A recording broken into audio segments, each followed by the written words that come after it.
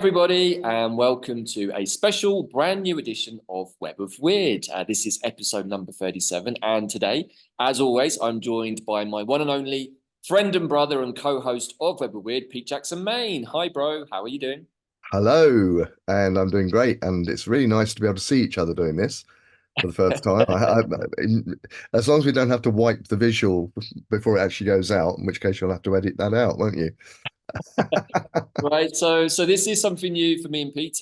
Pete's even got himself a brand new background to celebrate this auspicious moment with the boys putting themselves fully into the view, which of course is something that we do all the time on other videos. And we were wondering why we haven't done this on the audio version of Web of Wyrd. And now there are some historical reasons for that, but also I want to bring into our viewers awareness that we are going to be shifting a lot more of our content over to the Rumble channel, primarily because it means that myself and the brother can talk a little bit more freely than we generally can on YouTube. We have had lots of bans over the last couple of years. Somehow we've managed to keep our channel, which in itself is a miracle, sometimes by the skin of our teeth. But it's becoming obvious that, again, censorship is in place, everybody, and that we're having to be very careful about what we talk about and being, as we always have done, clever with the words we use. So hopefully if you've been following us for a while, you know what the code words are. You kind of know what we're talking about.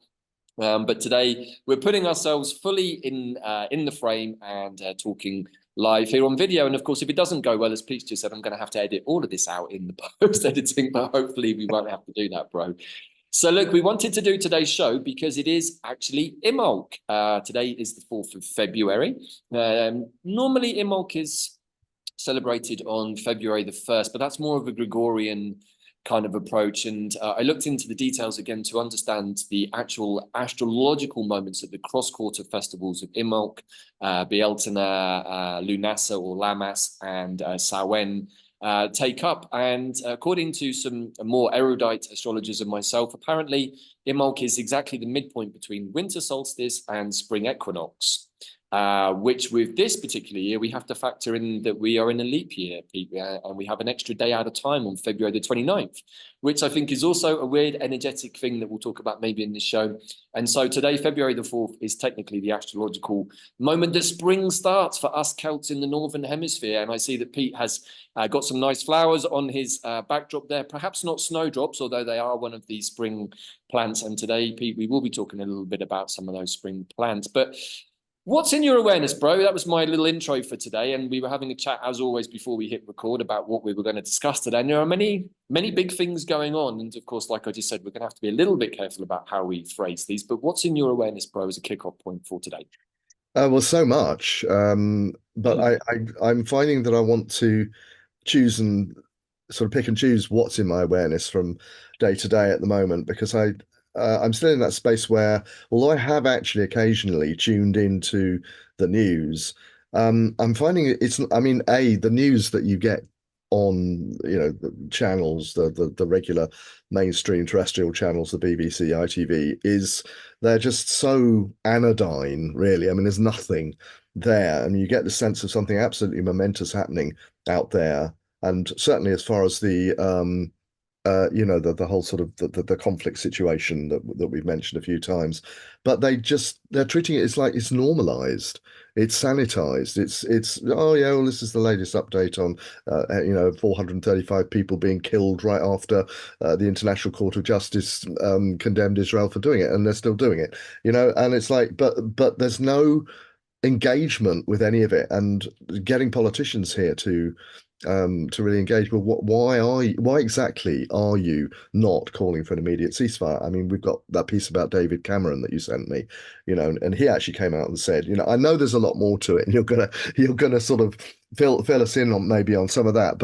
I'll But my try. feeling is, hang on a minute, this is quite big news, but nobody seems to be taking any notice of it. And I'm finding myself, we are, and just changing track completely for a moment, we are in Imbolc. And the significance of Imbolc is, you set the seed during the solstice in the winter, and you start watching it germinate and grow. We are now in the belly. That's what Imbolc means, basically, and we are gestating, and we're giving shape to what's going to come out, to the person that we're going to be in the life that we want. to develop in the year, and I'm really finding that that's a really meaningful kind of process for me. And I'm wanting to spend a lot of time in bed.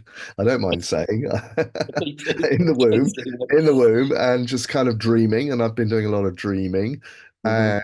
and I wake up and I'm like, oh no, I've got things to do today. I don't really want to do any of them. I think I'll just get my guitar out, or I've been writing a book, which has been taking my attention a lot, and I've been enjoying that process. It's good to be in that again. I know I submitted it before. I finally submitted it this week, and that's to the editor. So now it's in due process, and everything is ready. It's all ready to go. I'm really pleased about that. I enjoyed doing that, but then all the other stuff that I have to do has become really annoying. And some of the people that I have to deal with have become really annoying, but I'm not going to say too much about that. There seems to be an upsurge of narcissism around the place. I've noticed. I said that to you Mhm. just Mhm. now, and I think I'm not sure that it's any more than it ever has been, but I am just feeling don't want to go there. I don't see why you should railroad me into that Mhm. down those tracks. I just don't want to go there. I'm happy, thank you very much, in my own little bubble almost. Now, it doesn't mean to say I'm not conscious of the enormity of what's going on the planet at the moment and where that might lead. And maybe we'll talk about some of that. But anyway, that's my preliminary answer to your question.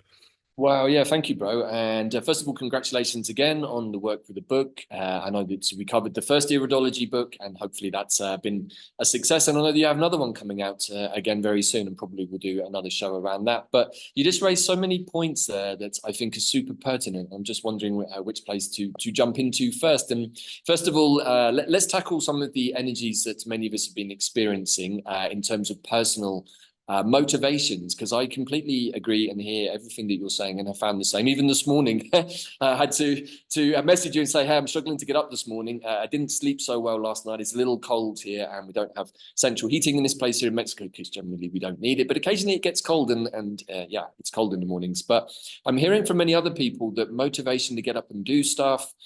Body aches and pains, and of course, there's a lot of illness flying around, which hopefully we'll find a way to tackle in this episode too, because I have a few views on that. And also the narcissistic piece, which I'm going to link to a really interesting interview that I saw with Tucker Carlson and some very senior medical professional from the state of Florida, who really openly calls out these side effects of the offered medications, which I thought was really amazing. Already seen by 1 million people when I watched it about a week ago now.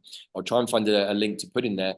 But this particular medical professional talks about the DNA degradation side effects of the offered medications and how that's affecting not just the physiological bodies of those who took the medications, but also the spiritual, emotional, personality aspects.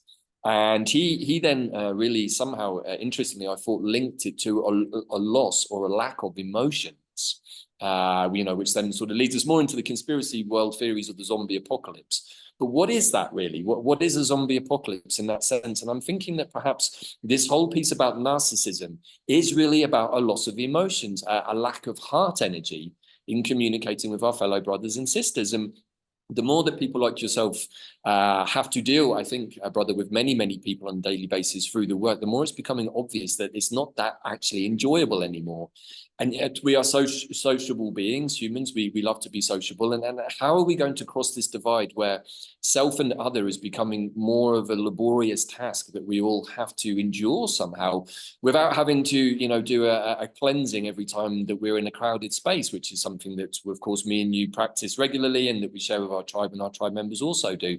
So these are some big questions that are in the awareness. So that's the first thing I just wanted to respond to. But secondly, I agree, the way the news is being reported is also difficult to fathom. First of all, I see a cycling of news stories. We're going to trigger you with this story for a couple of days, and then we're going to shift focus to this Yeah. one. Then we're going to shift focus back, and we're never really going to allow you to get into the juice of any of them with any real answers. And again, we have to be careful talking about the Middle East, but it's confusing. On the one hand, the British government is saying that we completely support the nation of Israel in its endeavors. And on the other hand, this week, our previous Prime Minister, Mr. Cameron, has come out and said that he completely endorses, as does the whole of the British government, a two-state resolution. Two-party state, yeah, two-state. And I'm just like, well, that's kind of weird. It seems a bit like kind of schizophrenic. And in the middle of all of that, of course, we've teamed up with our cousins from across the pond to drop bombs in various locations across the Middle East, which may or may not be true. And this is the other thing I have to put into this, is this could all just be optics. Was there really a base in Jordan? Was it really bombed? Were there really people there? Was it really a base for the US? Was it really a base for the cabal? Is this a big cover story? Is it a red flag story? Is it just an excuse to drop more bombs? Is it an excuse to escalate the situation because certain parties want to do that? And who are the parties actually involved? I know one of our last episodes, I called out some certain organizations, which perhaps was not one of the cleverest things to do on YouTube, but somehow we got away with it.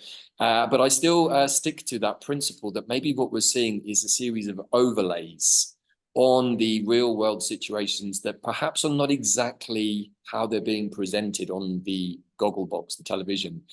So this is very Neptune and Pisces, dude. This is about trying to see through the murky waters to see what is really going on and trying to make sense in all of it for each and every one of ourselves. And I find it interesting that you mentioned the whole aspect of dreaming there and wanting to get and play the guitar and do things of that creative nature, because I'm feeling the same. And actually myself and Bella just launched a brand new show called The Quantum Compass, which will come out every couple of weeks, previewing the upcoming wave spells. And as we often do on Web of Wyrd, we decided to feature a plant that seemed to fit with the energy of this current wave spell, which is the red magnetic serpent, which is all about life force, kundalini energy, chi, flow and so on. And so we introduced mugwort into the mix, which of course is a big dreaming plant, which I know that you know very well.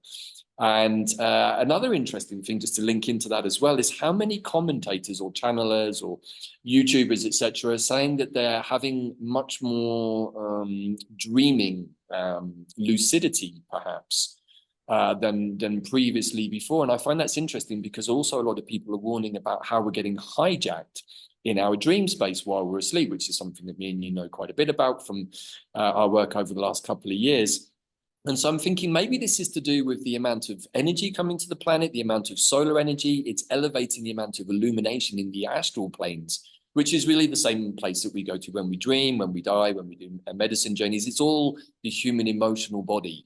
And if we look back to the medical professional from Florida talking about the lack of emotions, the removal of the human spirit, we can start to put these pieces together and say, hey, maybe there's something going on here more about how humans are or maybe aren't in connection with their 4D astral bodies, the human emotional body. So quite a bit there for me, bro. I was trying to bring a few threads together. So where would you like to take the conversation from here? Well, as I was listening to you, I was strongly remembering that on Friday evening I did something that I don't often do, which is I went to the cinema and actually saw a film. And I'll mention the film that I saw.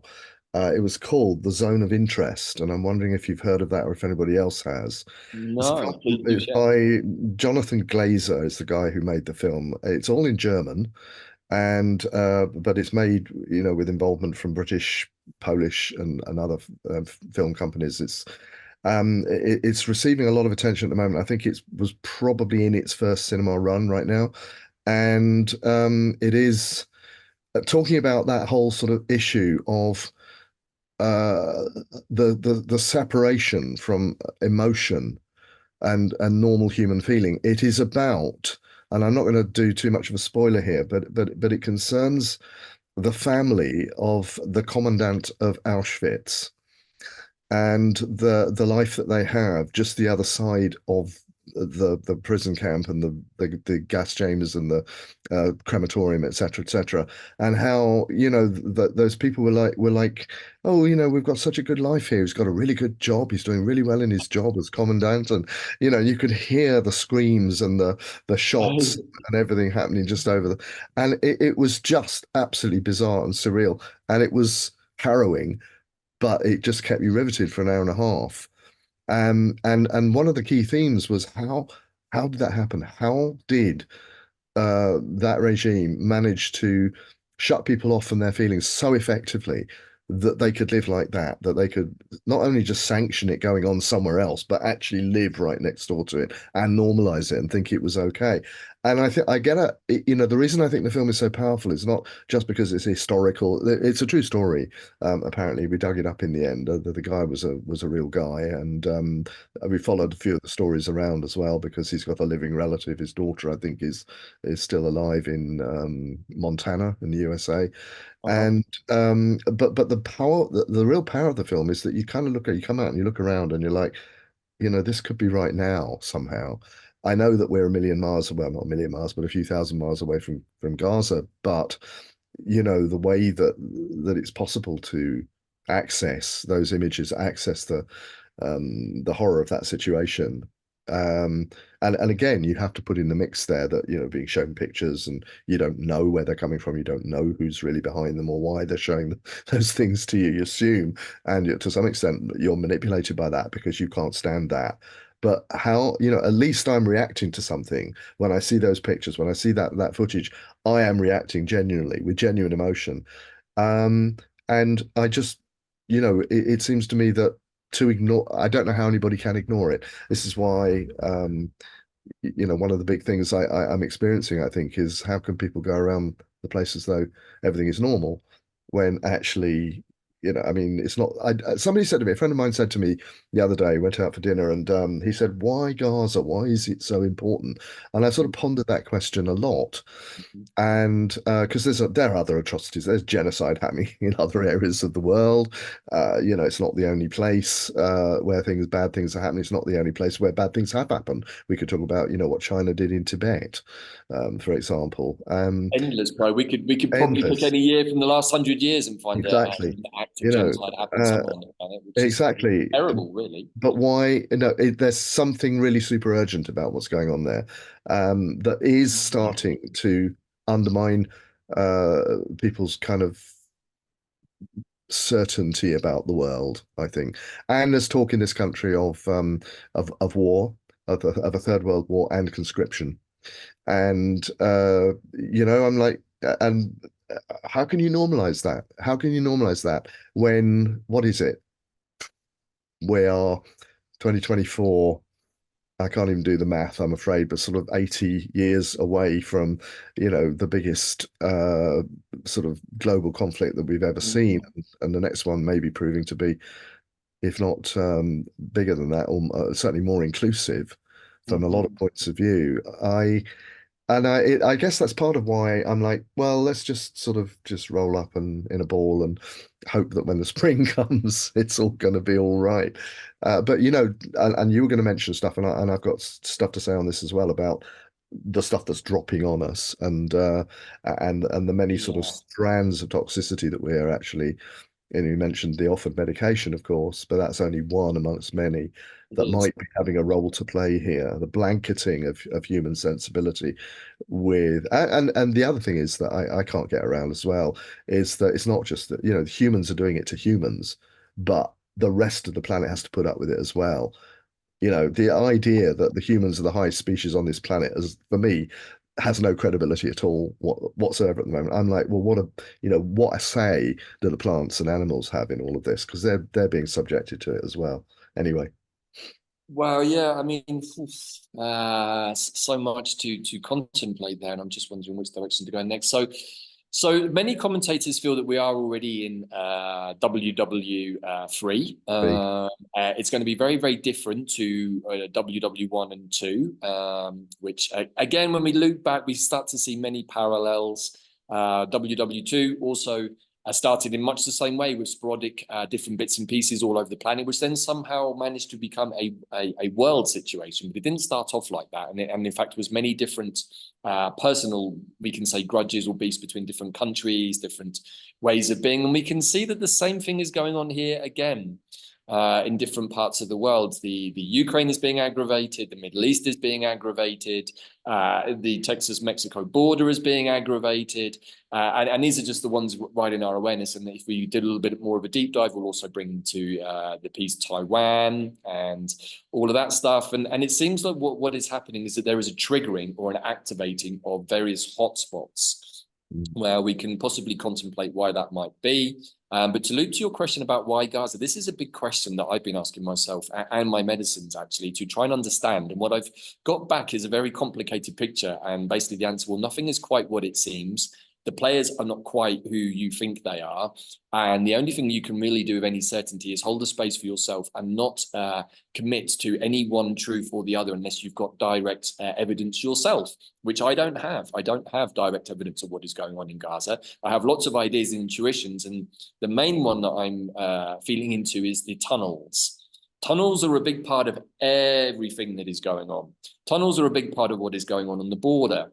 I actually think that tunnels under the ground are actually more important than what we're being shown is happening above ground, if you get my drift. And when we factor in what is going on with the family of the administration in charge of the US, what was shown in the movie, The Sound of Freedom, I don't know if any of our audience have watched that yet, you'll start to understand really this is about the movement of people, or, you know, another word for it is trafficking, across the planet. And really what we're looking at now is the mass revelation of what has been going on across the planet for a very, very long time, underneath all of these hotspots. So if you want people to not know what you're really doing, you create these terror zones so that people don't really want to get too involved. And then those are the hotspots where many of these things are actually happening. So it's made me wonder what was really going on underneath the ground in Gaza, why that part of the Middle East. And, you know, if you know your Sumerian and Anunnaki history, you will know that Baal, who is a deity of some notoriety, gives his name to Baalbek, which is a very well-known site in Lebanon. And once we start to get into that piece of information, we start to encounter the world of stargates and extraterrestrial beings who largely were primarily based in that part of the Middle East. So then makes you wonder, well, what's the Temple Mount all about? What's underneath the ground? What did the Knights Templars go to Jerusalem looking for? And so what I'm starting to think, bro, and this is just my own theories, is it's really more about what's underneath the ground. And, you know, we can see that from some of the so-called footage from the IDF that they've discovered huge facilities under the ground for making munitions and weapons.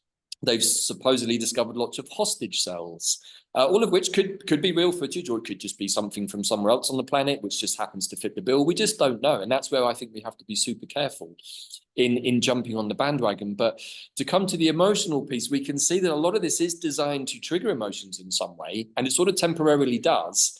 And then everyone goes, oh, well, yeah, of course, you know, we're now into day 100 and whatever of the situation in the Middle East. And there was lots of hot air about all of it. But in the end, nothing much has really happened. Bombs have continued to be dropped, lots of hot air, lots of threats. If you continue to do this in Gaza, we're going to bring hell on earth, and nothing's happened.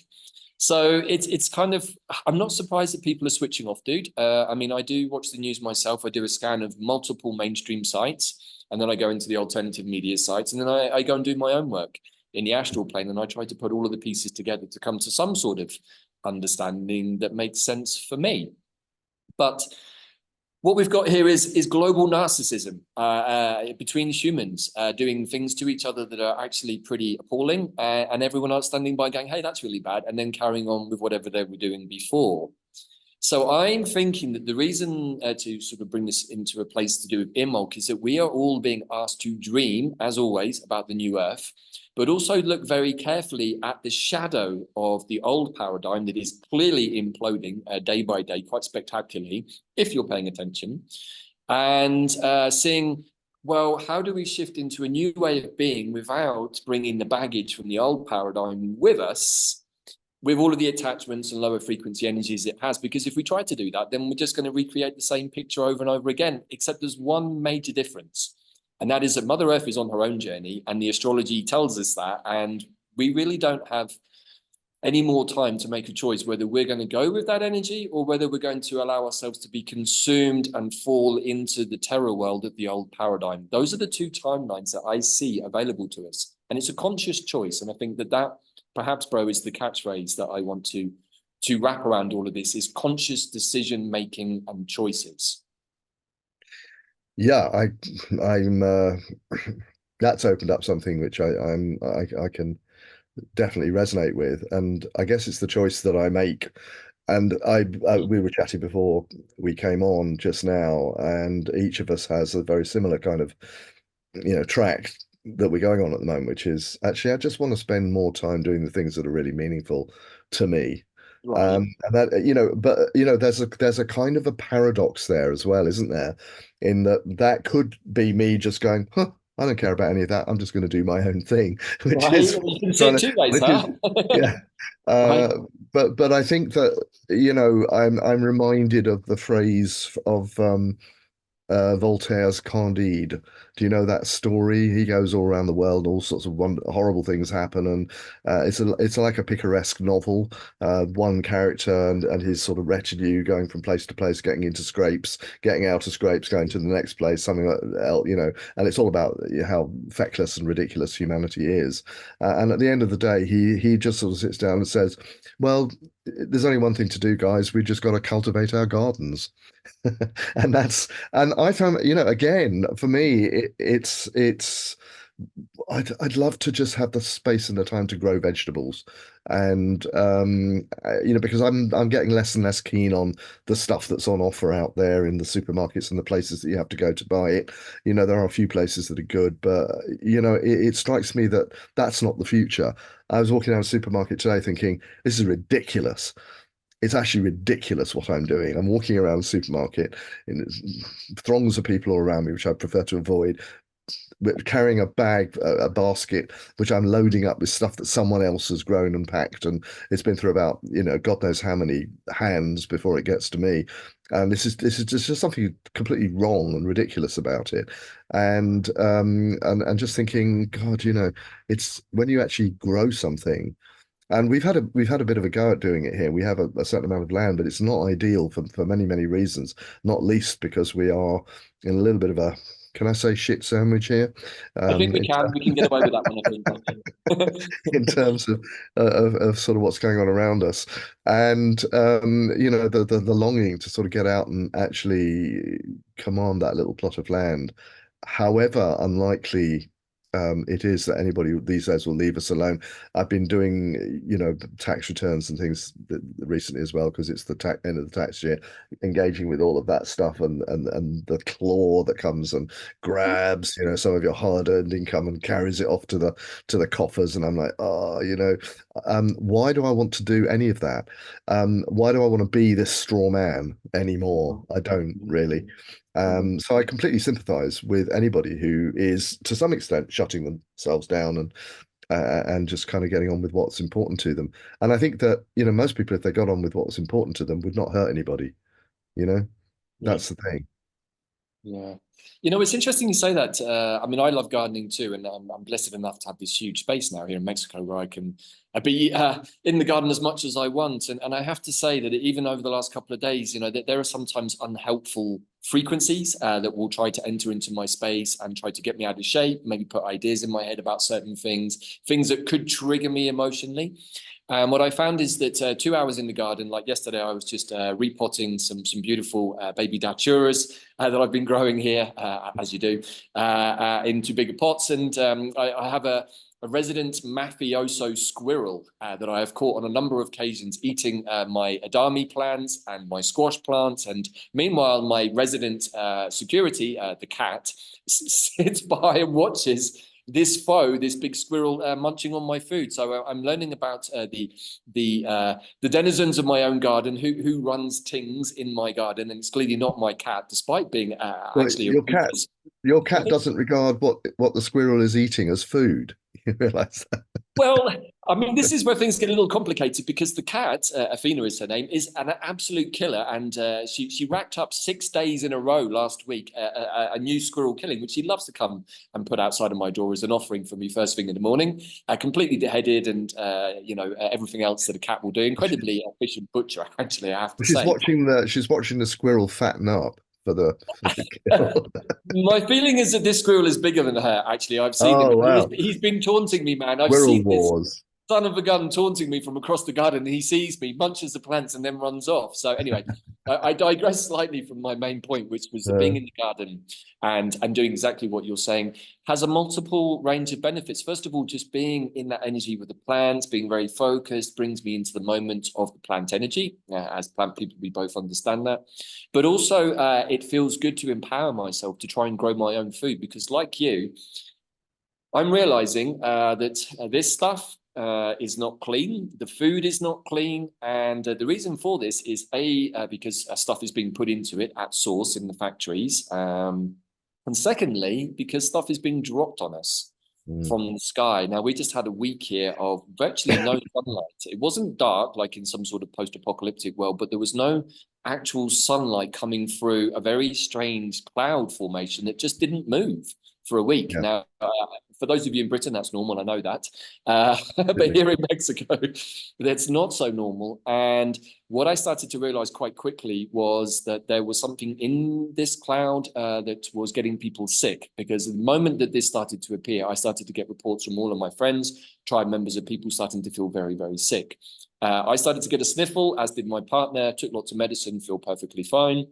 But I'm seeing the people around me in not such great shape. And what's being dropped on us, bro? Well, according to my medicines, we are being inundated with toxic metals, even possibly nanoparticle technology, and a whole bunch of other fairly unpleasant stuff, which I think is something of a flashback to 2020, when many people perceived that they actually got sick in November, December of 2019, a good 4 to 5 months ahead of the so-called you-know-what, that then caused the global situation that we've been living with ever since. And I'm seeing something of a time loop back with the same kind of situation, stuff being dropped. And back in 2020, I perceived there to be the influence of the 5G, also activating stuff in people's fields. And again, now I'm hearing people saying, hey, I've been really sick over Christmas. I've got the CV. And I'm like, but I know that you don't believe in that. And now you're back into that narrative and that rhetoric again, because you're feeling super sick. And why are people getting super sick? Well, I think, bro, as you would probably understand, that most people were already pretty toxic. Then we factor in the offered medications on top, which absolutely amplifies the toxicity if you got some of the bad ones.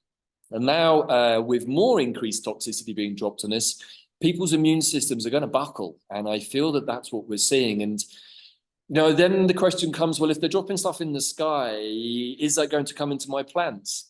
Yes, it is, unfortunately. I saw that in 2020. I've talked about it before. I lost a whole crop in Wales that I was growing during the lockdown because I put them outside, and we had a huge set of trails in the sky one day, and I saw literally in 2 hours all of the plants yellow, wither, and die.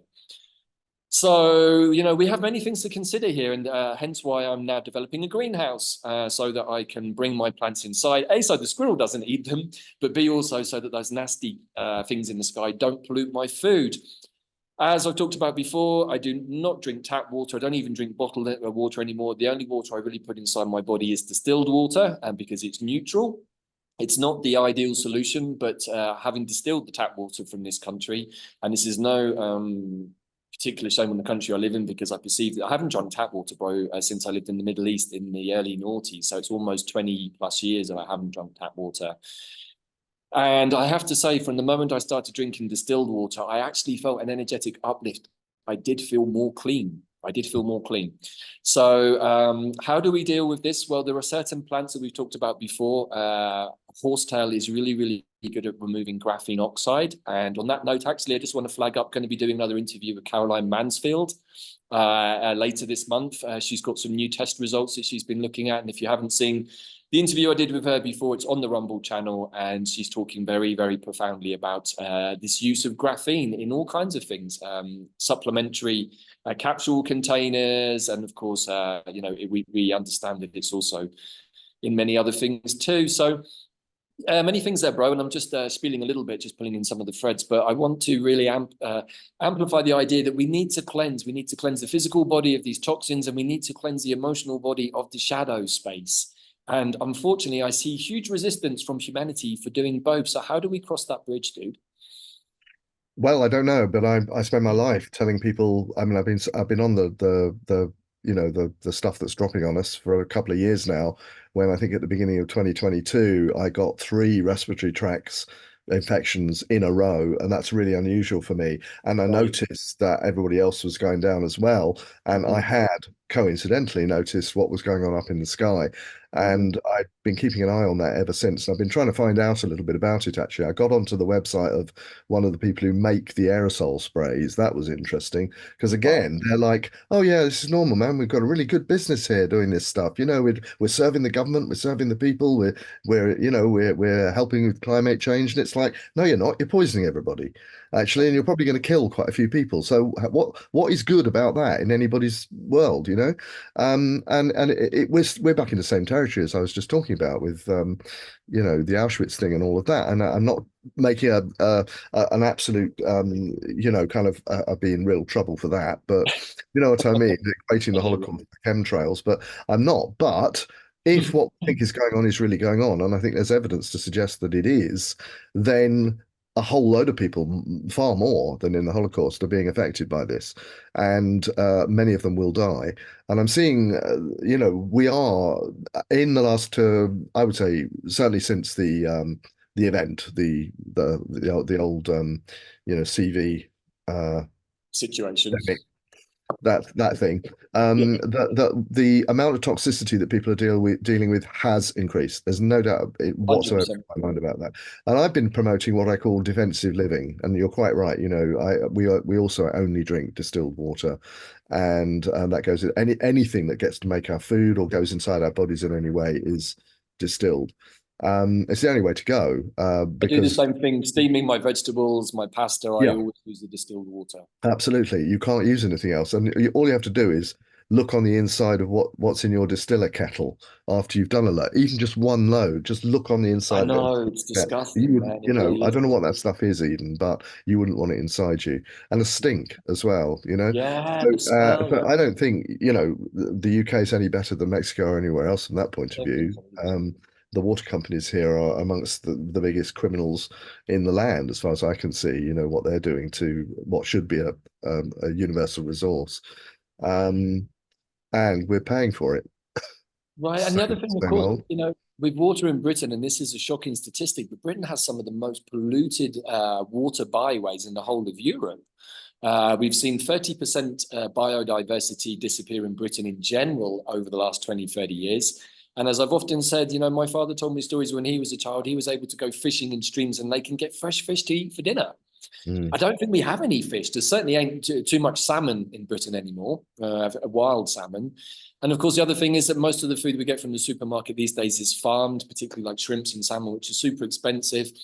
And also, I remember reading many years ago that some of the salmon farms in Norway during the storm, the pens broke. So those more, let's say, farmed fish with all of the energies that they carry then get out into the wild and they intermingle with the wild fish. We really have no idea what the hell we're eating anymore. Even if we've caught it in the wild, caught it in the sea, the chances are that it's filled with microplastics are pretty high, or that it's interbred with a more genetically modified counterpart is also possible. So, at some point, we also have to say, hey, this is a little bit more, if I really go into this, I'm probably not going to eat anything because it's probably all polluted. So how do we get around this? Well, one of the things I want to suggest is just simply blessing your food and asking Great Spirit to remove the harmful energies in your food and your water is a good start. And like the brother said, maybe if you don't have a water distiller, definitely get one of those and start distilling your water, but also try to grow your own food. So at least you can be reasonably sure of who put the seeds in the pot, who handled the plants when they came out of the ground, and who's processed them, i.e. you, hopefully. And so that should contain some of those energies. But it's difficult, bro, to make those conscious, decisions does mean inconvenience, which is not a word that most Westerners really like too much because it makes our life a little more challenging. And so we've been, I think, manipulated into the world of convenience stores, convenience supermarkets, hyper metro markets, all of which are used as a commuter in London, because by the time you finish work at 6:30 and you're heading home on the tube, you just want to get a microwave meal and stick it in the microwave because you're too tired to cook when you get in. So you're basically also not putting any food of any value into your body either. So these are all I would suggest long-term situations that have been in our world for the last 20 to 30 years, possibly even longer, but certainly have increased since the noughties. And, to come back to where we started, the lack of emotion, I think, comes down to a massive disconnection from self. And this is where I want to also introduce something that me and you are going to be working on at the end of this month, which is a brand new immersion on quantum plant healing, working with the mighty energies of the oak tree. Without giving too much away about that, I just want to share the reason that we feel that that tree has stepped forwards at this point is because the oak represents sovereignty and strength. We've been working with nettle again recently in our tribe. Many of our members just finished doing a nettle immersion, which is also about boundaries and about balance. And I think, if I can sum up a mantra for the oak tree, it is, I am enough. I am enough. I don't need anything from anybody else. I can be resourceful. I can feed myself. I can go and get my own water. I can grow my own plants. I do not need the support of the system, of supermarkets, or indeed another human being to be able to make my existence full and meaningful. Now, how many human beings can actually say that? I don't know. I don't think so many. What do you think, bro? I'm with you up to the point where you said even another human being, because I actually think we do need each other still. I don't know. Well, on a social level, yes. The moment I'm left on this planet alone without anybody, I'm like, beam me up. It's not one of my greatest aspirations, but I do feel, yeah. I mean, to be less. More codependent. What I was thinking was that as you talked, was that how we've all been, like you said, habituated to convenience. We've been inveigled actually into a situation where everything is provided. We flick a switch, there's light. We turn a faucet, there's water, and we're a sitting duck from that point of view. Because A, they could just turn it all off. Where would we be then? And B, where they could put stuff in it that is kind of not very good for us. And it sounds completely paranoid and ridiculous, but we shouldn't be thinking like that. Why would human beings, this is what a lot of people are going to think when they discover what we know is they're going to think, hang on a minute, but we trusted you. Why did you do that to us? And for me, I am sort of still committed to people and humanity but I'm not going to soft soap it for them. I'm not going to, oh, there, never mind, it'll be all right. And I say, no, you have to do stuff. Yes, I say this to my students. You have to do, I know you said a bad word then. You have to do stuff. You have to be on it. And I can't be doing with your half-assed narcissistic bullshit because there are greater things at stake here. And I have to give that message really, really strongly. And I think the ones who understand, the ones you really do actually want to end up spending time with and maybe building something in the future, then you will start to attract them. And I think that's the way forward for me, is like you find your tribe somehow, one way or another, hopefully. I completely agree with you, and I wasn't meaning to say that I was living in an empty world, but I think that this is perhaps where the real nub of this conversation actually is, bro, which is how to live in a world as social beings populated by other human beings, but not be in any way codependent on anybody else for our existence to happen. And I think that that's the point that I'm trying to get at, which is sovereignty. Yeah. I want to exist in a world with you so I can continue having these amazing chats. I, of course, want to be in the world with my beautiful partner, all of these things. But at the same time, I don't want to be in a position where my dependency on other humans then puts me in a position which I can't deal with. And that's, that's not just family and friends, but more particularly, it's the system that has basically manipulated us into a position of being dependent on it. So like you said, if it pulls the pin, puts up the price, it's got us by the short and curlies. And what do we do about that? Well, more and more people, certainly in countries like Ireland over the last 10 years, have been going off grid, moving to those sort of more rural Western parts. In Britain, it's difficult to find those places. It's actually pretty difficult to live off grid in Britain. You have to make a big concerted effort, as you do in most parts of the Western world. And I'm kind of thinking that the more that we can be self-sufficient and resourceful, the less we can be affected by any global occurrences that probably will happen during this year, including food supplies. They're already putting that one into the mix. And this, I would suggest, bro, is where this whole piece is going, is we're going to be scared into possibly making another choice, which anyone who's watching WEF or Davos or any of those kinds of things will pretty much know what we're talking about. Smart cities, microchips, blah, blah, blah, blah, blah.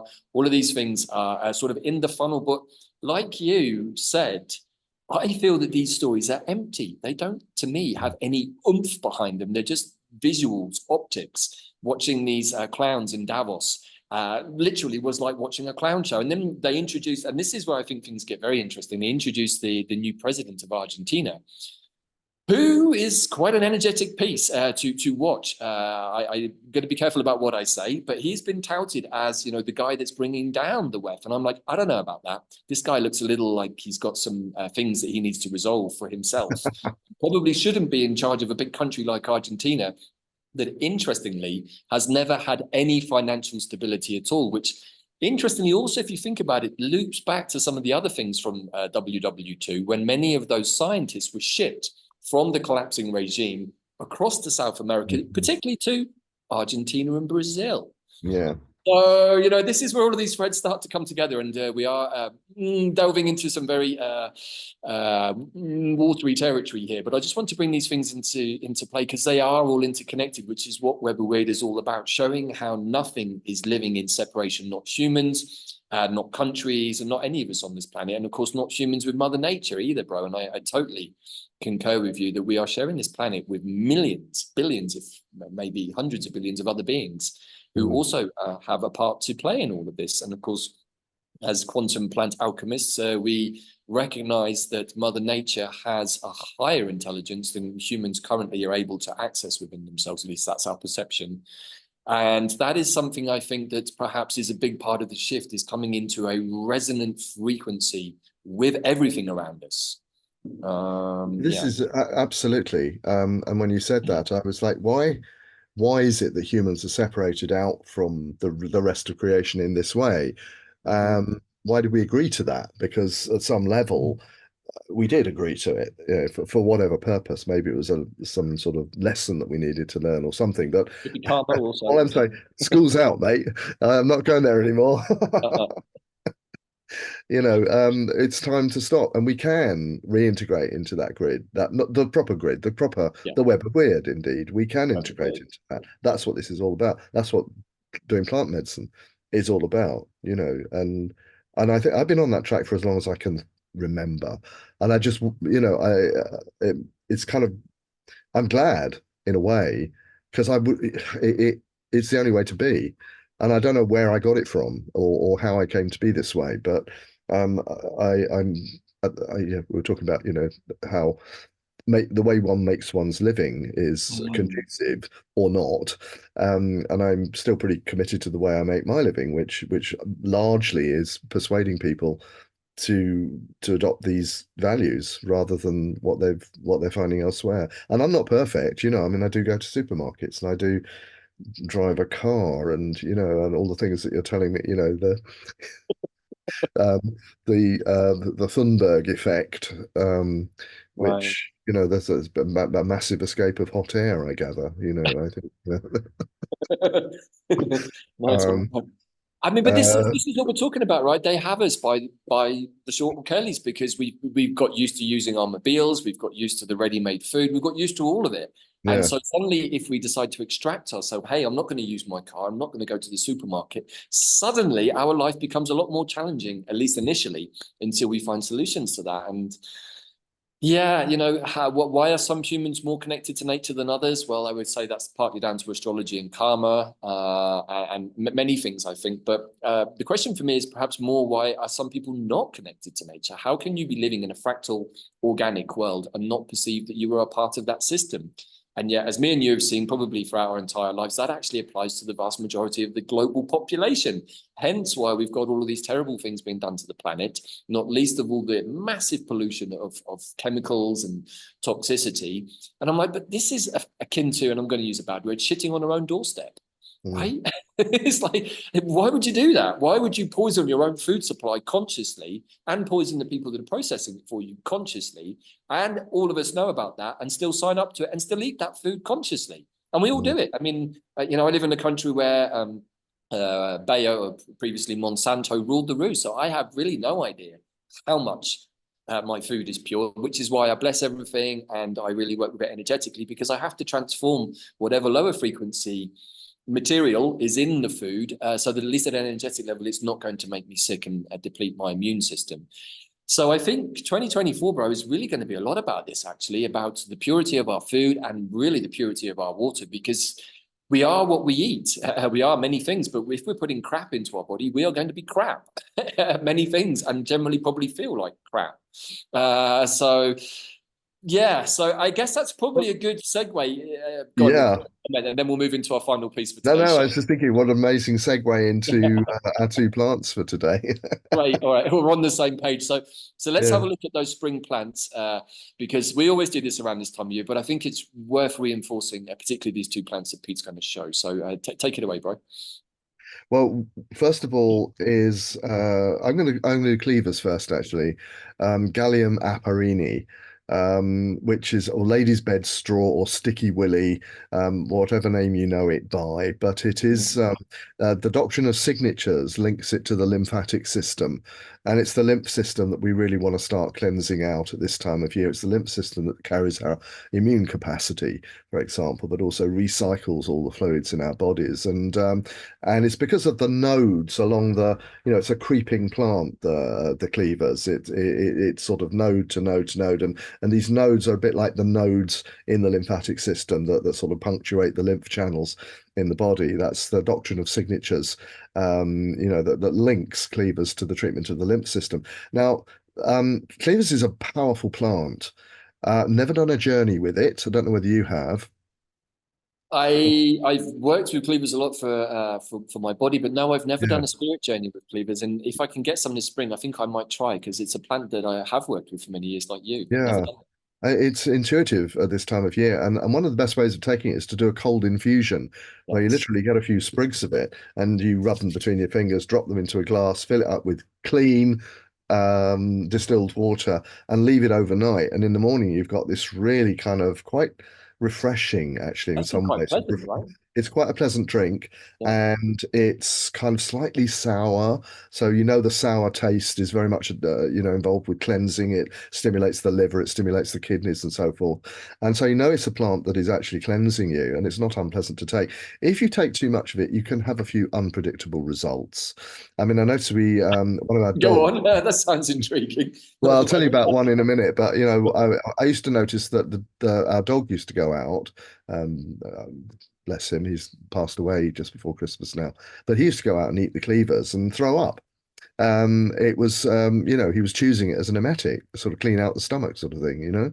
And Yeah. a lot of dogs do this. And but I was speaking to a human who did some cleavers. They did a really, really strong infusion of cleavers. And she said it was all right at first. And then come the afternoon, I couldn't get off the toilet.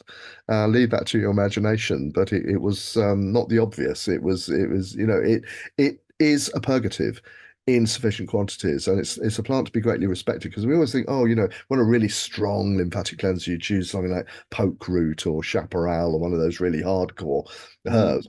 Cleavers can really do the business. It is a fantastic cleanse. We put it into our detox tea, obviously dried in that format, but I think the best way of doing it is fresh, and it's all over the place. It's one of those herbs, go out into nature, even in your own gardens, the next door gardens, everywhere. It's all over the place. It comes up in the spring. It's totally obvious that it's like, here I am. This is what you need. It's one of those clear signals from nature. So yeah, Cleavers is the first one, and the And you know second, what? Just to add something to that, bro, just to loop back to yeah, what you were saying. Of course, winter is a time when we tend to slow down. The weather can be colder. We don't want to get up. We tend to be a little more sluggish in our activity because it's cold. And so we have these plants like cleavers that come in at this time of year to start the flushing, right? Because we need to get rid of that sort of heavy sludge that's built up, particularly for many people in years gone by over the Christmas period, where we tend to perhaps indulge a little too much in things that maybe our system struggles to process, particularly during the colder winter months in the Northern Hemisphere. So nature always provides the answers, bro. We know that, right? When we follow the seasons, that the plants are always offering us what we need at the right moments, which you only get to realize if you're connected to nature, folks. That's the trick. that's it. Um, so should we go with the second Yeah, plant? yeah. Go with the second one. This is a big Uh, favorite. oh, So, just this is a huge favorite. I can just yeah, I'm starting to be overwhelmed by I haven't seen it this year, by the way. I'm maybe a conscious of little that. early, another couple of weeks, Go maybe. out, yeah, probably another couple of weeks or so. But it's Ramson's wild garlic. And it's just such a joy if you happen to be out and about walking in the woods, for example, and you see, and it grows in absolute profusion. I can remember driving through the little winding roads in Cornwall a few years Yeah. ago, and they're at the banks on the sides of the roads, just thick.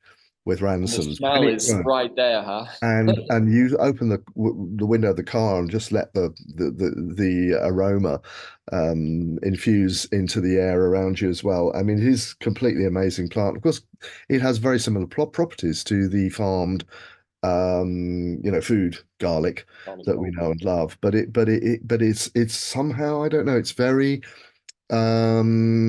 It's wild. it's It's got subtle. that wild energy, I It, think. it, it's wild. It's almost the aroma is it's garlic. People complain about the smell of garlic on the breath particularly, but this is kind of aromatic and very subtle, and it does everything that garlic does. I mean, and if we say Cleavers was really specific for the lymph system, I would say Ramson's for the blood at this time of year to lighten the blood. And of course, garlic has a lot of clinical evidence to link it to the ability to clear out your arteries and prevent against cardiovascular disease.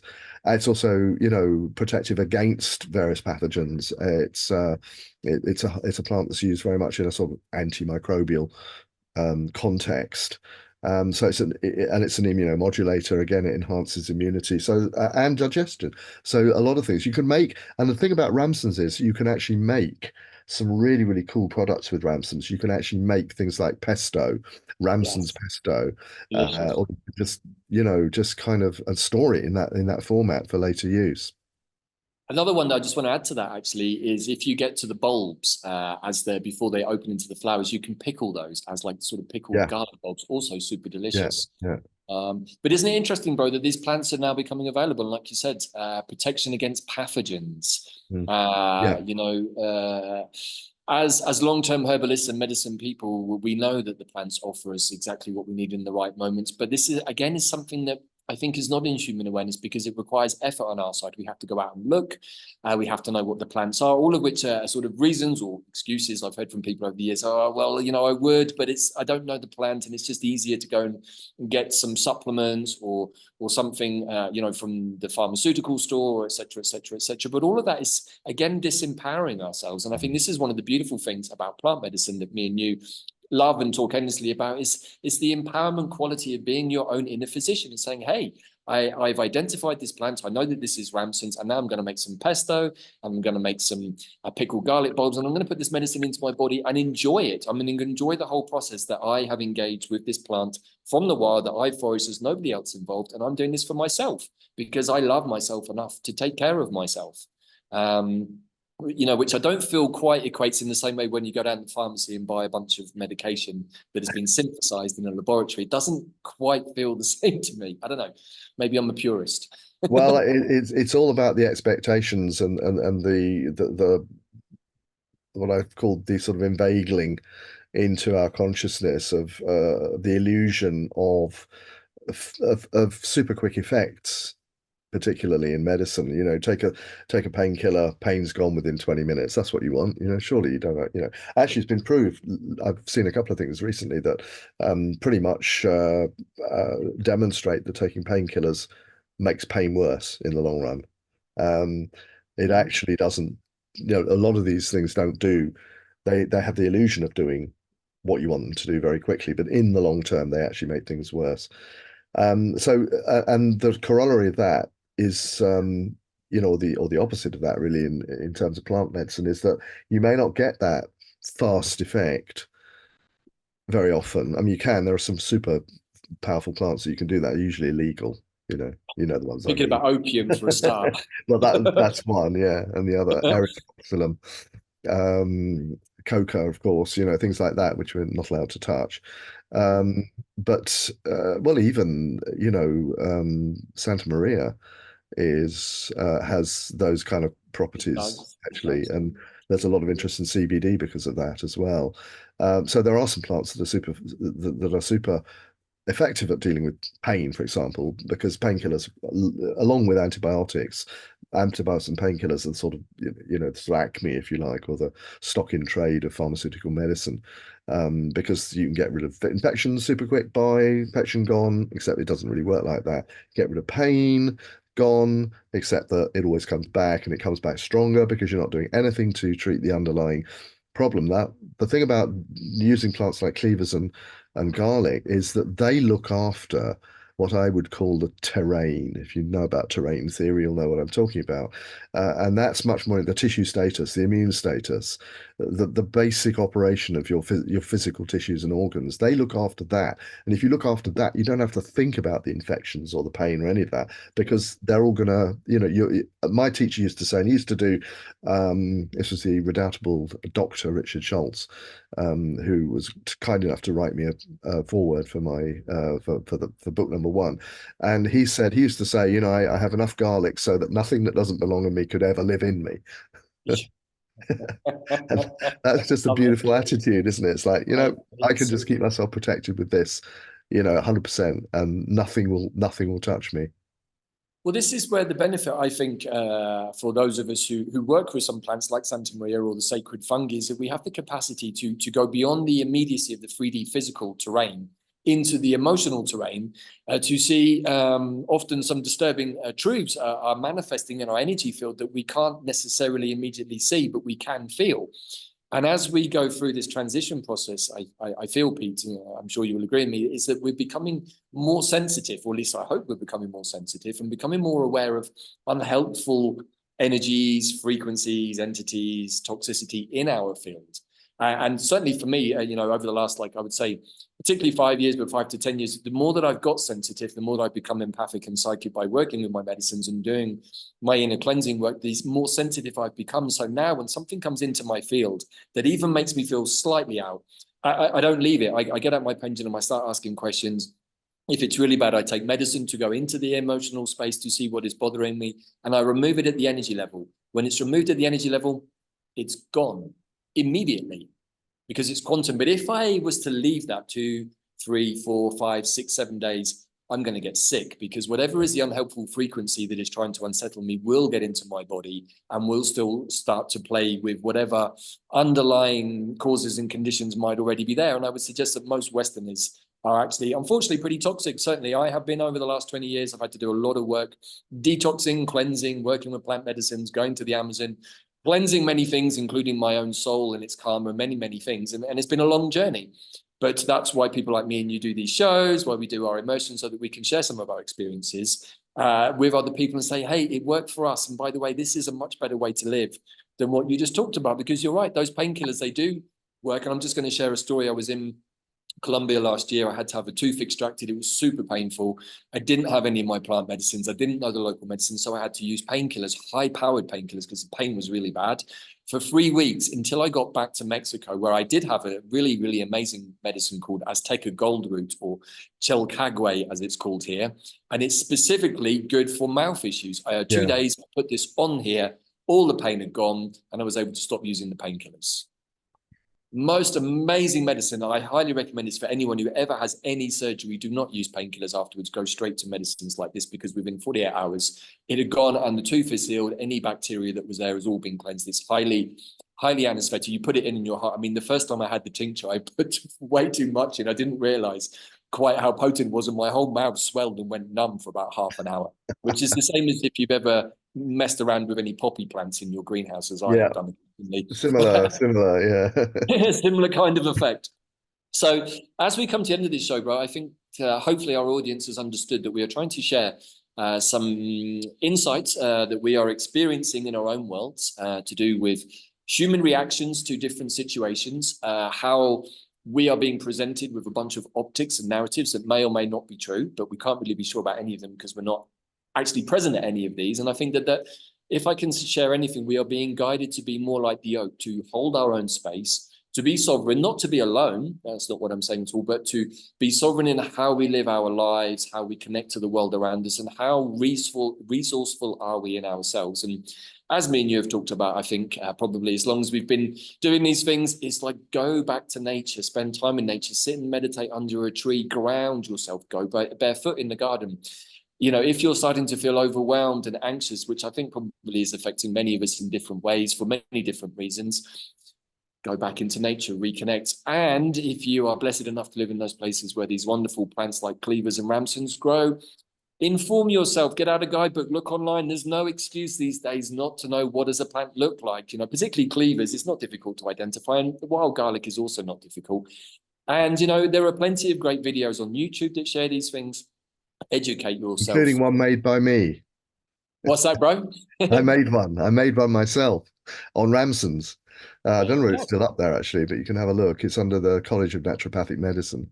You know what, dude? If you can send us the link for that, I'll put it in the show Yeah, notes. I'll have a look for it and see if it's still up there. Yeah. You know, this is what I'm saying, folks. You can educate yourself with 10, 15 plants, including the likes of mugwort, that are not difficult to identify. And you can, and nettle's another one, dandelion. These plants grow everywhere, right? This is why we talk about them so often, because they're easy to find, easy to identify, and they're really, really bloody powerful. And, you know, I think that we all need to be cleansing at a deep level. So hopefully that's given our audience something to think about there, Pete. But do you have any final comments for today? No, I think you pretty much wrapped it up there, bro. I just really echo the sovereignty thing. Really looking forward to getting into the oak from that point of view. I think it's a very, very important symbol and a very important energy for us to engage with at the moment. It feels absolutely right. You know, another thing about the oak, of course, is its enormous longevity. When you see them in the wild and they've just been let hundreds, even thousands or so years old. And I think that's, you know, the endurance of a being like that is just mind-boggling, really. And I think there's a lot that we can get from that.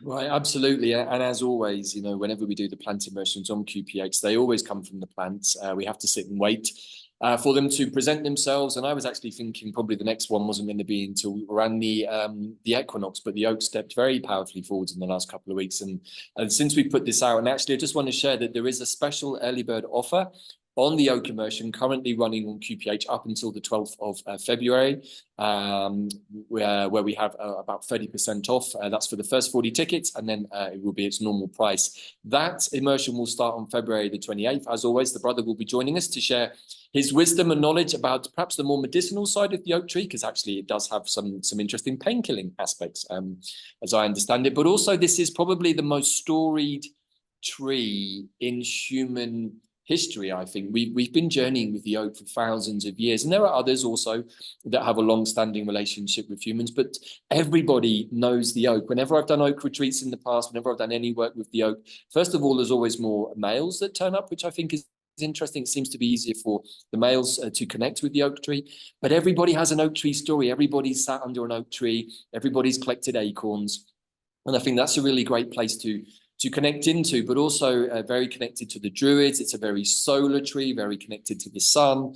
The sun is a big part of what is going on right now. I've been really enjoying the videos from Stefan Burns, who I think is really educating us on the language of the sun. And what I'm seeing is that the sun is not just releasing these solar flares willy-nilly, but it's doing it really, really precisely in a really cool way, which perhaps we'll get into in a future web. But weird. So yeah, please go over to Quantum Plant Healing, check out the live events, and you will see that the Oak Immersion is there, and you can avail yourself of that special offer. And yeah, this has been great, Pete. Hopefully the video hasn't put people off. People have got to see who we are. I just hope the whole sort of virtual background thing, sort of disappearing hands, etc., is a bit too Max Headroom. We were talking about that earlier on, weren't we? You know, if you remember that strange AI character who appeared somewhere in the 90s, I think, on some. He had a sort of a weird stutter, didn't he? Yeah, he had it was like yeah, but it's kind of sort of digital effects.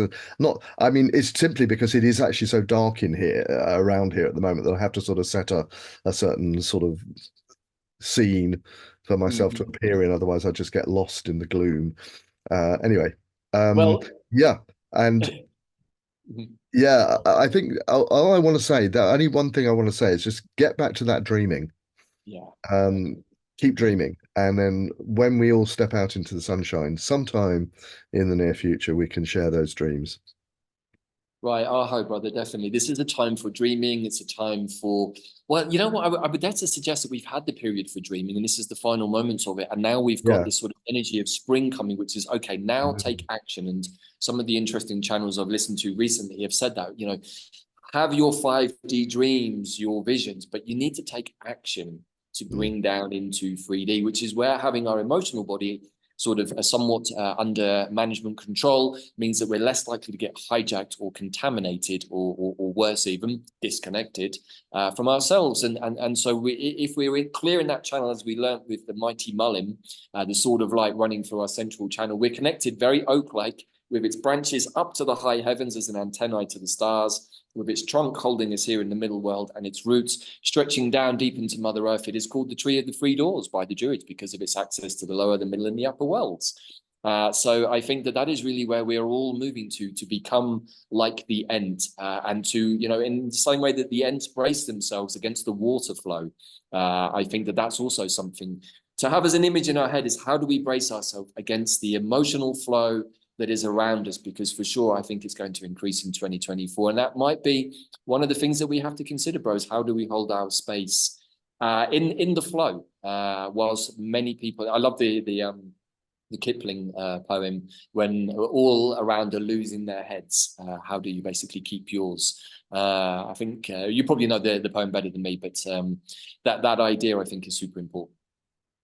Definitely, and it's been in my sphere of awareness for a rather long time, that this is going to happen. So, you know, I mean, it's scary, but actually bring it on, because we need it. We need the transformation that's gonna come from it. We do, and you know, as a Buddhist student, we're often told that one of the sufferings of the human experience of samsara is the suffering or the fear of change, because we're so attached to what's gone before. And if we can act, it's a bit like the ayahuasca moment where you know, I remember this holding on for dear life. Oh, I don't think I want to go to that place you want to take me to, Mother Vine. And she's like, I know you don't, but I'm going to take you there.